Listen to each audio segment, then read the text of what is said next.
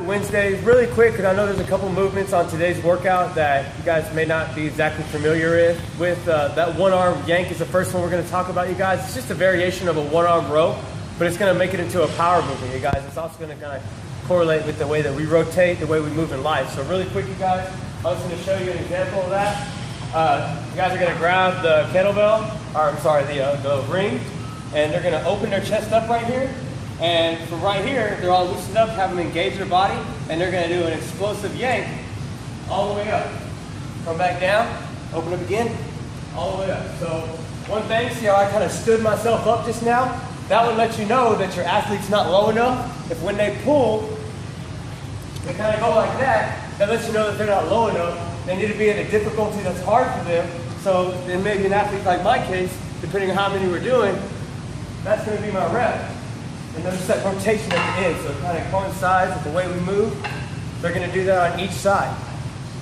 Now to go with that is going to be the one arm row, guys. So it's kind of the same deal. You're going to have them get down like they would do a one arm row.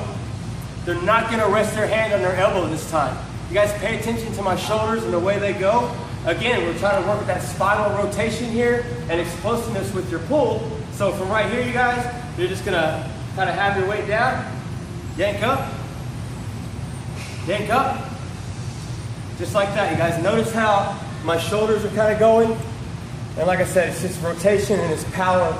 More times than not, you guys just try to be trying to pull for power instead of strength. A couple other movements, you guys, the L-sit. You guys are talking about bending here. This is just bending from the other direction. It's working on your hamstrings, on your hip flexors, all the muscles in your core. You guys can use these parallettes, or you can use a pair of kettlebells. For your more advanced athletes, because we don't have that many of these, you're going to put your stronger athletes on the ground. So we're trying to get here. Once you get here, you can go further and further back. The stronger you are, the more to a V-sit you're going to be able to get. Pretty self-explanatory, guys. Have them try to hold that for a minute. That is going to be in the exercise. And then we're going to, for those people that don't have that, we're going to have them do the L-sit leg lift. If you guys aren't quite to that L-sit yet, your progression is going to be just to be right here. If they're not there yet, they can be right here. Because it's just as much about this strength right here to be able to hold yourself up as anything else. Like I said, you guys, if you got your strong athletes, have them try to do this movement from the floor. It's going to be humbling for them, I promise. Last thing, you guys, I want to talk about is something a little different. It's a D-ball. It's a wall ball shot, but it's with a D-ball. So I like it because since they throw the ball, since they don't have to catch the ball, they'll kind of throw it higher.